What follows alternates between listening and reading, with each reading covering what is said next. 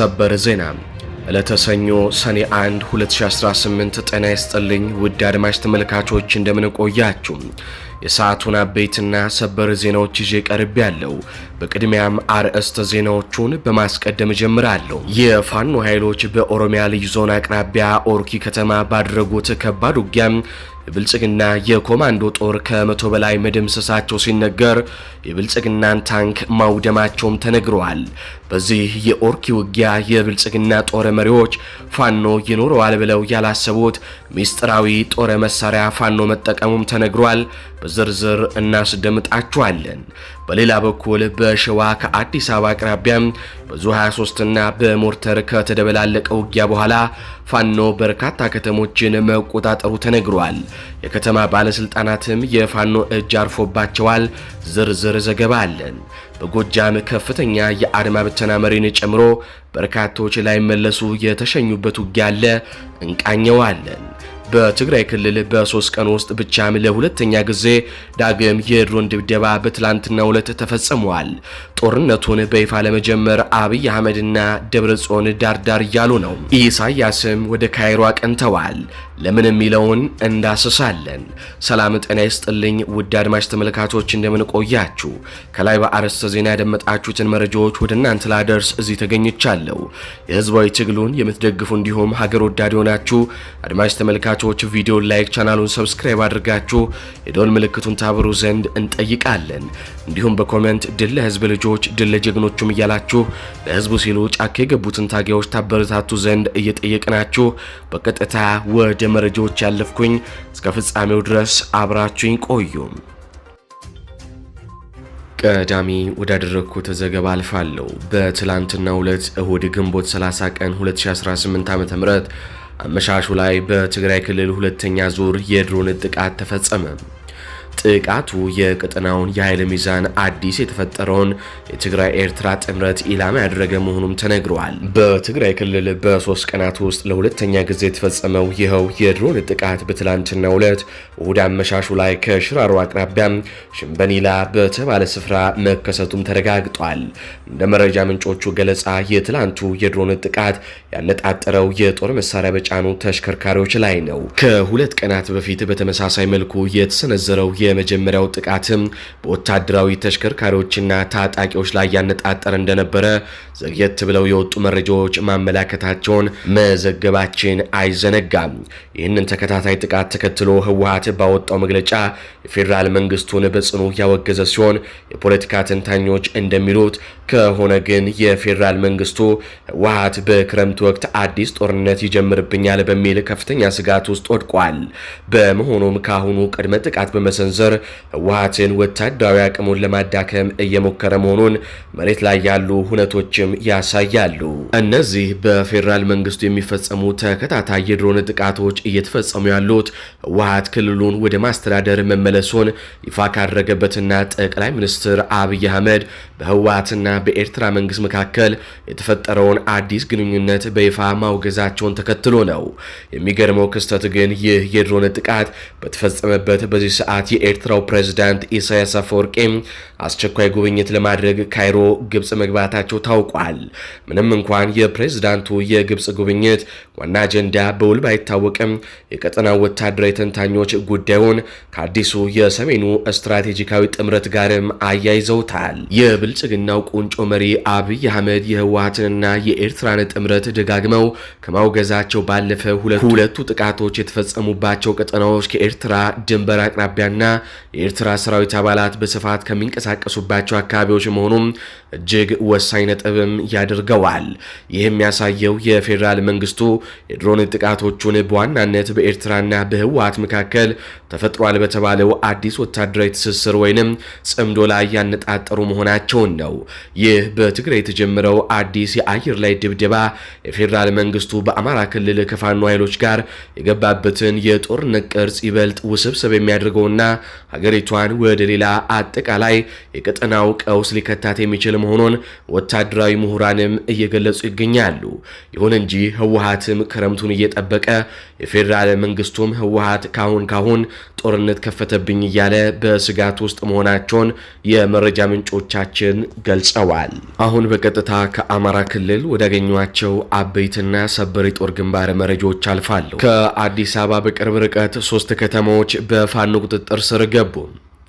የፋኖ ሰራዊት ለተከታታይ 2 ቀናት ባደረገው ልዩ የተቀናጀ ኦፕሬሽን የፋኖ የራስ አበበ አረጋይ ክፍለ ጦር የደብረ ሊባኖስ ወረዳ 2 ከተሞችን ተቆጣጠረ።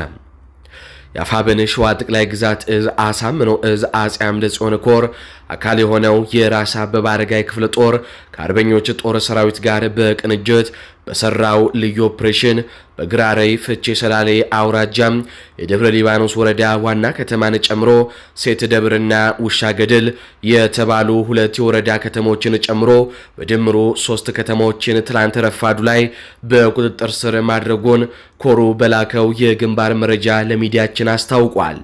የደብረ ሊባኖስ ወረዳ የሆኑ በርካታ ነዋሪዎች የፋኖ ደጋፊ ናቸው በሚል ብዙዎችን ለሞትና ለስደት እንዲሁም ለከፍተኛ እስርና እንግልት የዳረጉ የወረዳው የብልጽግና አመራሮች ላይ ያነጣጠረ ጥቃት ፋኖ ሲፈጽም የጸጥታ ዘርፍ ኃላፊውና ሌሎች ቁስለኛ ሆነው ወደ ፊቼ ከተማ ሆስፒታል የብልጽግና ከፍተኛ አመራሮች መወሰዳቸውም ሲነገር ለአገዛዙ ቅጥረኛ በመሆን የመረጃ ስራ ላይ ሆነው ሲያገለግሉ በተገኙ ባንዳዎች ላይ የፋኖ ክፍለ ጦር የማያዳግም እርምጃ በመውሰድ ከተማዎቹን መቆጣጠሯን አስታውቃለች። የፋኖ ጦር ለ2 ተከታታይ ቀን በሞርተር ዙ 23 ታጅቦ ከገጠመው የአገዛዙ ሰራዊት ጋር ባደረገው ልዩ ተጋድሎ ከተሞቹን ሲቆጣጠር እስከ ጫልጋ ከተማ ድረስ አድማሱን ባሰፋው በዚህ ከባድ ውጊያም ሽንፈቱን የተከናነበው የብልጽግና ሰራዊት ወደ ኋላ ፈግፍጎ መፈርጠጡም ነው በመረጃው የተነገረን። ይህ በእንዲህ እንዳለ ወደ ጎጃም ስናልፍ በሰበር ዜናችን በብልጽግና ሰራዊት የ36ኛ ሻለቃ የአድማ ብተና አዛዥ ሻለቃ በሪሁንን ጨምሮ 16 የአድማ ብተና አባላት በፋኖ መደምሰሳቸው ተነገረ።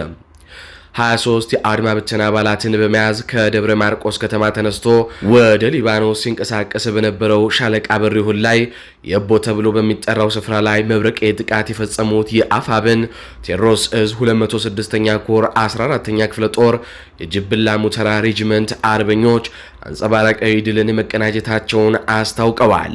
በዚህ የቆረጣ ማጥቃት የደብረ ማርቆስ ከተማ ነዋሪዎችን በጅምላ በማሰር በመደብደብ በመረሸንና ዘረፋ በመፈጸም አሰቃቂ ድርጊትን ይፈጽም የነበረው ሻለቃ በሪሁንን ጨምሮ 16 የአድማ ብተና አባላት ሲደመሰሱ 7 የሚሆኑት በጽኑ ቆስለው ለሕክምና ወደ ደብረ ማርቆስ ሆስፒታል መግባታቸውንም አረጋግጠናል። ወደ ቀጣዩ የጦር ግንባር መረጃችን ስናልፍ ወሎ ቤተ አማራ ላይ እናተኩራለን። 104ኛ ኮርን ለመክበብ የሞከረው የአገዛዙ ሰራዊት ራሱ ተከቦ መቀጥቀጡን ፋኖ አስታወቀ።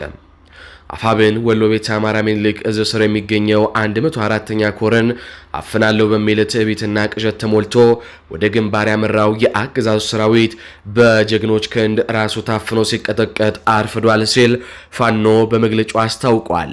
በትላንትናው ዕለት ግንቦት 30 ቀን 2018 ዓ.ም የአገዛዙ ጦር በ104ኛ ኮር 23ኛ ክፍለ ጦር ስር የሚገኘውን አንደኛ ሻለቃን በብዛትና በኃይል ለመክበብ አስቦ ሰፊ እንቅስቃሴ ያደረገ ቢሆንም በፋኖ ኃይሎች ስልታዊ ዝግጅትና የንቃት ደረጃ የብልጽግና ንቅድ አስቀድመው አክሽፈውታል ነው የተባለው። የአገዛዙ ሰራዊትም በተንታ ወረዳ ልዩ ስሙም ኮረት በተባለ ስፍራ ላይ ሲደርስ ገና ከጅምሩ ባልጠበቀው አስደንጋጭ ጥቃት የተሰነዘረበት ሲሆን የአንደኛ ሬጂመንት ተናዳፊዎቹ የብልጽግናን ከበባ በመስበር ፈጣንና ኃይለኛ የፊት ለፊት ውጊያ በማድረግ በብልጽግና ኃይል ላይ ድልን ተጎናጽፈዋል። በዚህ ላስጨራሽ ውጊያም አጥቂ የነበረው የአገዛዙ ሰራዊት ተጠቂ በመሆን ራሱን መከላከል አቅቶት ታፍኖ ሲቀጠቀጥ ውሏል ሲሉም የፋኖ ኃይሎች በመግለጫቸው ገልጸዋል። በዚህም ውጊያ በርካታ የአገዛዙ ሰራዊት አባላት ሙትና ቁስለኛ ሲሆኑ በርካታ የጦር መሳሪያዎችና ትጥቆች ሲገኙ የብልጽግና ስልታዊና ወታደራዊ ዕቅድ ሙሉ በሙሉ እንዲከሽፍም አድርገነዋል ሲሉ የፋኖ ኃይሎች ለሚዲያችን ገልጸዋል። ክብራትና ክብራን እዚሁ ቤተ አማራ ወሎ ላይ እንቆያለን። በወሎ የኦሮሚያ ልዩ ዞን አቅራቢያ በምትገኘው ኦርኪ ከተማ በተደረገ ከባድ ፍልሚያ የፋኖ ኃይሎች አገዛዙን ታንክና ግዙፍ ወታደራዊ ስብስብ ሙሉ በሙሉ ማውደማቸው ተረጋገጠ።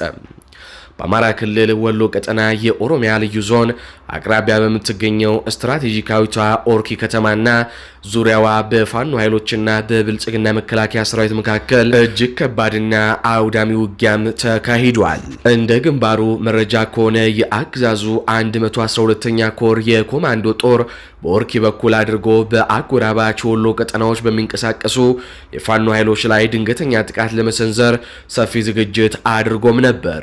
ይህ የኮማንዶ ጦር በርካታ ከባድ መሳሪያዎችንና በወታደር የተጨናነቁ 3 ካሶኒ መኪናዎችን አክተልትሎ ሲንቀሳቀስ የነበረ ቢሆንም የፋኖ ስልታዊ የመረጃ አውታር ቀድሞ ሊደርስበትም ችሏል። በዚህም መሰረት የምኒልክ እዝ የፋኖ ኃይሎች ወታደራዊ ሳይንስን በተከተለ መልኩ በተራሮች መካከል እጅግ ጥብቅ ደፈጣ የጣሉ ሲሆን ጦሩ ወደ ቀለበት ውስጥ ከገባ በኋላ በቆረጣ የውጊያ ጥበብ መብረቃዊ ጥቃት ከፍተውበታል። በዚህ የፋኖች ድንገተኛ ጥቃትም ከ100 በላይ የብልጽግና ወታደሮች መደምሰሳቸው የተረጋገጠ ሲሆን አገዛዙ እጅግ ይተማመንበት የነበረው አንድ ወታደራዊ ታንክም በፋኖ የከባድ መሳሪያ አሃዶች ሙሉ በሙሉ ተመቶ እንዲወድምም ተደርጓል የተባለው። እስካሁን ያልተቆጠሩ በርካታ ክላሽንኮቭ መሳሪያዎችም በፋኖ ኃይሎች እጅ ገብተዋል። ከቀጠና የሚወጡ ወታደራዊ መረጃዎች እንደሚያመላክቱት የፋኖ ኃይሎች በዚህ የኦርኪ ኦፕሬሽን ላይ የመከላከያ ሰራዊቱ ፋኖ አለው ብሎ ፈጽሞ ያልጠበቃቸውና የውጊያ አቅጣጫን በአንድ ጀንበር የመቀየር አቅም ያላቸው ሚስጥራዊ መሳሪያዎች በስፋት ጥቅም ላይም ፋኖች አውለዋል። ይህም የአገዛዙን የኮማንዶ ጦር መፈናፈኛ በማሳጣት ለከፍተኛ ውድመትም ዳርጎታል። ይህ በኦርኪ ግንባር የተመዘገበው የፋኖ ድል ከቀናት በፊት የጦር ኃይሎች ምክትል ጠቅላይ ኤታማዦር ሹም ጀነራል አበባው ታደሰ በሚስጥር ከተናገሩት የድምጽ ቅጂ ጋርም የተያዘ መሆኑንም ተንታኞች ይገልጻሉ። ጀነራል አበባው ከቀናት በፊት በሚስጥር ይፋ በሆነባቸው ሚስጥራዊ ድምጽ የወሎ ፋኖ ከቁጥጥር ውጪ ከአቅማችን በላይ የሆነብን ነው ሲሉ በግልጽ መናገራቸው የሚታወስ ሲሆን የዛሬው የታንክ መውደምና የ112ኛ ኮር መደቆስ የጀነራሉን ስጋት መሬት ላይ ፍንትው አድርጎ ያሳየም ክስተት ሆኗል። ይህ ውጊያ በተለይ በኦሮሚያ ልዩ ዞን አቅራቢያ መደረጉም የምኒልክ እዝ ፋኖች ወሳኝ የሆኑ የመገናኛ መስመሮችን የመቁረጥና አገዛዙ የሚያሰማራቸውን ልዩ ኮማንዶ ክፍሎች ሳይቀር የመስበር ብቃት ላይ መድረሳቸውንም ያረጋገጠ ነው ተብሏል። አገዛዙ የፋኖን አቅም ለማዳከም የላከው ግዙፍ ሜካናይዝድ ኃይል መውደሙ በቤተ መንግስቱ መዋቅርና በጦር መሳሪያ ዘንድ ከፍተኛ ድንጋጤንና ተስፋ መቁረጥንም መፍጠሩ ነው የተነገረው። ከሰሞኑ እንደሚታወቀው በአርሲ ዞን በርካታ ክርስቲያኖች በተለይ የኢትዮጵያ ኦርቶዶክስ ቤተክርስቲያን እምነት አማኞች እንዲሁም ቤተክርስቲያኗ ጭምር ከባድ ጉዳት እንደደረሰባቸው ምዕመናኖች እንደተገደሉ ቤተክርስቲያኗ በእሳት መቃጠሏን እናውቃለን። ከዚህ ጋር በተያያዘ የፖለቲካ ተንታኞች ምን ይላሉ? አድምጠን እንመለስ። 2010ም 11ም 12ም 13ም 14ም ሰዎች እየተገደሉ ባለፉት 8 ዓመታት የክርስትና ተከታዮች አርሲ ውስጥ እየተገደሉ ነው የመጡት። ወለጋ ውስጥ ይገደላሉ አማሮች፣ በተለያዩ የኦሮሚያ ክልልም ይገደላሉ። ፋክት እስከ ዝቋላ ገዳም ድረስ እየመጡ መነኮሳትን ይገሉ ነበረ። የአርሲው ግን ለየት ባለ መልኩ እስካሁን ድረስ ቀጥሏል እና ሪሊ አንዳንድ ጊዜ ሰማ የግድያው የጭካኔውን መጠን ነው። ወንድማማቾችን አንዱን አረዱ አንዱን እንዲያደረጉ ምናምን ሲባል የጭካኔው መጠን ሰው ስለሆንኩኝ የጭካኔው መጠን እጅግ በጣም ያስከፋኛል። ለምን ተፈጠርኩ ያልኩባቸው ጊዜዎች አሉ። ሪሊ ሰዎች የሞቱበትን መንገድ ስሰማ ከፍተኛ መሞት ብቻ አይደለም፣ መገደል ብቻ አይደለም፣ ከፍተኛ ጭካኔ አለበት። የፈረንጆቹ ብሩታሊቲ የሚሉት ነገር አለበት ግድያ ላይ እና በአንድ በኩል ሲባል እነዚህ ሰው አርሲ ውስጥ ይሄን ያክል ደግሞ እኮ አንድ ሰው አይደለም ሞተ የሚባለው፣ ቁጥሩ ከፍተኛ የሆነ ሰው ነው ሞቱ የሚባለው። እኔ ያለሁበት አሜሪካ ውስጥ አንድ ሰው ዲሲ ውስጥ አንድ ሰው ጠመንጃ ወይ ማን ነገር ተተኩሶ የተገደለ እንደሆነ አገር አቀፍ ኒውስ ነው። አንዳንድ ጊዜ ፕሬዝዳንቱ መግለጫ ይሰጣል። እኛ ሀገር ግን ያን ያክል ዜጎች ሞቱ ሲባል አንደኛ በመንግስት በኩል የሚሰጥ ምንም አይነት መግለጫ የለም። ሁለተኛ ለምን ሞቱ፣ ማን ገደላቸው ብሎ ክትትል የሚያደርግ ምንም አይነት አካል የለም። ሶስተኛ እንደገና ዛሬ ሞቱ ኦኬ ማቆም አልቻልንም፣ ግን እንደገና እንዳይገደሉ መከላከል የሚባል ነገር የለም። እነዚህ ሶስት ነገሮች የሚነግሩኝ በዚህ በግድያ ውስጥ የኦሮሚያ ክልልም የፌደራሉ መንግስትም ውስጥ ያሉ ሰዎች እጃቸው እንዳለ ነው የሚያሳየኝ። ለዚህ ነው እኮ በኢትዮጵያ ሚዲያዎችም ይሄን ያክል ቦታ ተሰጥቶት አይነገርም፣ ምንም አይባልም። ኢትዮጵያውያን በፍጹም የማንፈልገው ዜና ነው። ውጭ ሀገር ውስጥ አንድ አውሮፕላን ወርቆ ወይ አንድ ነገር ሆኖ አንድ ሰው ሞተ ሲባል ጠቅላይ ሚኒስትሩ መግለጫ ይሰጣል። የዜና ሚዲያዎቻችን በሙሉ ያራግቡታል። ኢትዮጵያውያን ሲረግፉ ግን አንድም ነገር የለም። ይሄ ሪሊ በተቋም ደረጃ የሚሰራ ስራ መሆኑን ነው እኔ የሚነግረኝ።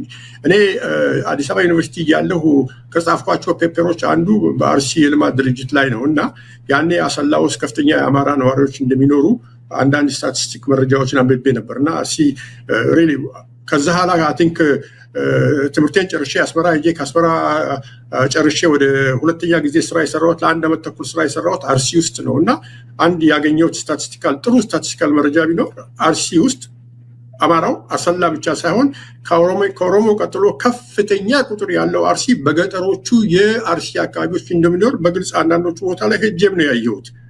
ብዙዎቹ የአማራ ተወላጆች ኦሮምኛ የሚናገሩ ናቸው፣ አማርኛ የሚናገሩ ናቸው። ደግሞ የሚገርመው ኦሮምኛ ብቻ አማርኛ ብቻ የሚናገሩ አይደሉም። ይሄ ተበታትነው አይደል የሚኖሩት። በእንግሊዝኛ እንዴት ነው ኮንሰንትሬትድ ሆነው ነው የሚኖሩት። በአንድ ቦታ ላይ በብዛት የሚኖሩ ናቸው። ለምሳሌ እናንተም ሁልጊዜ እንደምታቀርቡት ሁልጊዜ እንደምንሰማው ሽርካ ላይ ቦታ ይባላል። እኔ ሽርካን ሄጄ አይቻታለሁ።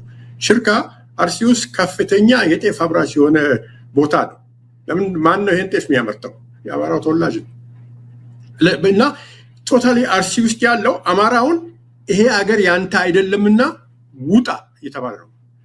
ፕላስ ይሄ አካባቢ የእስልምና እምነት ተከታዮች ቦታ ነውና ውጣ አንተ የኦርቶዶክስ እምነት ተከታይ እየተባለ ነው። እኔ የሚታየኝ ሪሊ ግድያው በተቋማዊ መልክ ይዞ የሚሰራ አንፈልጋችሁም፣ ሂዱ፣ እምነታችሁንም ምናችሁንም ይዛችሁ ከዚህ አካባቢ ውጡልን፣ ጥፉልን የሚል የዘር ማጽዳት ወንጀል ነው አርሲ ውስጥ እየተፈጸመ ያለው። ምክንያቱም ማንም መንግስት የሚባል የዜጎችን በህይወት የመኖር ዋስትና መጠበቅ ዋናው ተቀዳሚ ስራ የሆነው መንግስት ይህን ያክል ዜጎች ሲሞቱ መሞታቸውን እንኳን መናገር የማይፈልግ ማወቅ የማይፈልግ አክኖሌጅ ማድረግ የማይፈልግ መንግስት የገዳዮችን የማይከታተል እንደገና እንዳይገሉ የማያደርግ መንግስት ነው ያለውና ለኔ ወንጀሉ የዘር ማጽዳት ወንጀል ነው። የኢትዮጵያ ኦርቶዶክስ ቸርች አይ ቲንክ ባልሳሳት በ2000 የዛሬ 2 ዓመት ተኩል ነው 2 ዓመትማ እዚህም ነበርኩኝ የኦሮሚያ ክልል መንግስት የደገፋቸው ሰዎች በኢትዮጵያ ኦርቶዶክስ ቤተክርስቲያን ውስጥ ሰርገው ገብተው ሹመት ያሾሙ ጊዜ አይ ቲንክ ቤተክርስቲያኗ በከፍተኛ ደረጃነት ተንቀሳቀሰች፣ ሁላችንም ሰምተናል። መጨረሻ ላይ እንደውም ሄዳ ቤተክርስቲያኗ ሰላማዊ ሰልፍ ለሆነ አርብ ትልቅ ሰላማዊ ሰልፍ ጠራች ቤተክርስቲያኗ። በኋላ ይህንን አዝማሚያ ያልወደደው መንግስት በኮሚኒኬሽን ሚኒስትሩ በኩል ማስጠንቀቂያ ሰጠ። በፍጹም አንታገስም፣ እርምጃ እንወስዳለን፣ ይሄ ሰላማዊ ሰልፍ እንዳይደረጋል።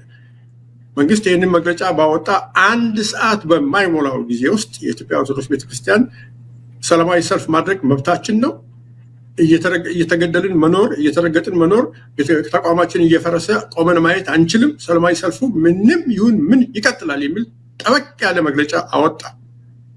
ይሄ መግለጫ ከወጣ እኔ እንደውም በእኔ እውነቱን ለመናገር በእኔ እድሜ ውስጥ እኔ በእድሜ በማውቀው ጊዜ ውስጥ አንድ አካል አንድ ኢንስቲትዩሽን ለመንግስት እንዲህ አይነት ማስጠንቀቂያ ሲሰጥ በእኔ እድሜ የመጀመሪያ ጊዜ ነው የሰማሁት።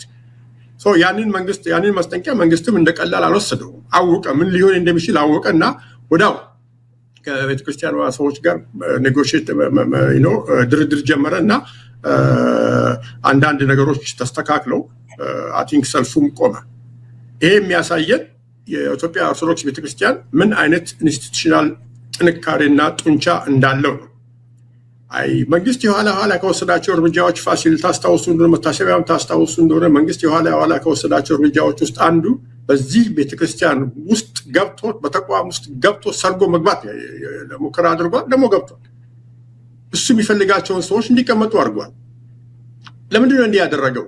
ይሄ አሁን የነገርኩ ነገር እንዳይደገም ግን እኔ እርግጠኛ ነኝ የኢትዮጵያ ኦርቶዶክስ ቤተክርስቲያን ከዚህም በላይ ናት ብዬ አውቃለሁ። በኢትዮጵያ ታሪክ ውስጥ እንደዛ ቤተክርስቲያን የረጅም ጊዜ ተቋማዊ ታሪክ ያለው የረጅም ጊዜ ተቋማዊ ጥንካሬ ያለው አካል አሁንም አለ ብዬ አላምንም። ፋክት ለኢትዮጵያ መንግስትም ፋውንዴሽኑን የሰጠችው እቺ ቤተክርስቲያን ናት ለተከታታይ የኢትዮጵያ መንግስታት። ስለዚህ አንደኛ ይሄ ቤተክርስቲያን ለልጆቿ መሪን በቃ እየተገደልን እየሞትን መኖር አንችልም፣ ተነስተን ራሳችንን መከላከል አለብን ማለት አለባት ቤተክርስቲያን ነው። ምዕመኑ ስል የኢትዮጵያ ኦርቶዶክስ እምነት ተከታይ ብቻ አይደለም፣ ማንም ክርስቲያን ነኝ ባይ ማንም ኢትዮጵያዊ ክርስቲያን መሆን የለብህም። ይህንን ወንጀል ለመከላከል ኢትዮጵያዊ መሆን ብቻ ነው ያለብህ፣ የሰው ልጅ መሆን ነው ያለብህና ማንም ኢትዮጵያዊ እንዲህ አይነት ወንጀል ሲሰማ ተቆጥቶ መውጣትና መንግስትን መግቢያና መውጫ ማሳጣት አለበት። በዚህ ሂደት ውስጥ ይሄ መንግስት የሚወገድበትን ሁኔታ መፈጠር አለበት ብዬ ነው የማምነው እንጂ እኛም ለመድነው እኮ አስለመዱን እኮ ግድያን አስለመዱን ነው። ሚዲያዎች ይጮሃሉ፣ ከዛ 10 ቀን ይቆያል፣ እንደገና ሚዲያዎች ይጮሃሉ፣ 10 ቀን ይቆያል፣ እንደገና ሚዲያዎች ይጮሃሉ። እየሞትን እየጮህን መኖር አንችልም። የሰው ልጅ ባህሪ ይሄ አይደለም። መከላከል መቻል አለብን። እንዴት ነው ኢትዮጵያውያን የት ጋር እንዳለ የማናውቀው ቡድን የት ስቴዲየም እንደሚጫወት ሜዳውን በፍጹም ባይናችንም በእንትናችንም ምኑም እንትን የሌለን ኢትዮጵያውያን አርሰናል አሸነፈ ብለን ለጭፈራ እንዘጋጃለን። የራስ ዜጋ በነጋ በጠባ እንደ ዶሮና እንደ በግ ሲታረግ ግን አንድ ነገር ማለት የማትፈልግበትና የማታረግበት ምክንያት ምንድን ነው? በእርግጥ በዘርነት ተከፋፈልን። መንግስትም የተለያዩ እርምጃዎችን በተቃዋሚዎች ላይ እንደሚወስድ እናውቃለን። ግን መንግስት እንዲህ ያደርገናል ብለን ሲገለን ዝም የምንል ከሆነ ተራ በተራ እየሞትን እናልቃለን።